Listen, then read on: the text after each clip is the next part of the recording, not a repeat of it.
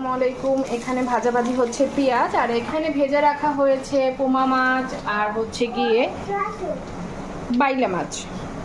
পেঁয়াজটা যখন brown colour হয়ে গিয়েছে তখন দিয়ে দিলাম সামান্য পরিমাণে পানি দিয়ে পেঁয়াজটার সাথে একটু নেড়েচেড়ে মিক্সড করে দিব।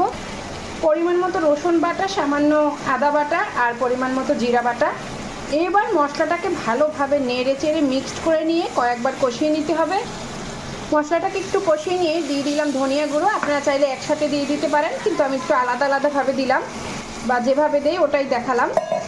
এরপরে আবারও একটু কষিয়ে নিয়ে দিয়ে দেবো হলুদ মরিচ লবণ। দিয়ে দিলাম হলুদ মরিচ লবণ। আর হলুদ আর মরিচ হচ্ছে বাঙালির রান্নার প্রধান উপকরণ, মানে গুঁড়ো মরিচ, যেটা সাধারণত সব দেশের মানুষ খায় না, বাঙালিরাই বেশি খায়। মশলাটাকে ভালোভাবে কষিয়ে নিয়ে একটু পানি দিয়ে দিলাম। তারপরে পানিটাকে ফুটিয়ে ভেজে রাখা মাছগুলো দিয়ে দিব। পোমা মাছ আর বাইলা মাছ এমনিতেই অনেক নরম হয়, অনেক চেষ্টার পরেও একটা মাছ ভেঙে গিয়েছে। যাই হোক, ব্যাপার না, ভাঙা মাছটা না হয় আমিই খেলাম আর কি। এরপরে মাছটাকে একদম মাখা মাখা করে তুলে নিতে হবে, চুলার আঁচটা বাড়িয়ে দিতে হবে। অবশেষে মাছ রান্না কমপ্লিট, এবার তুলে নিব। এই হলো রান্নার ফাইনাল লুক। কেমন হয়েছে অবশ্যই কমেন্ট করে জানাবেন।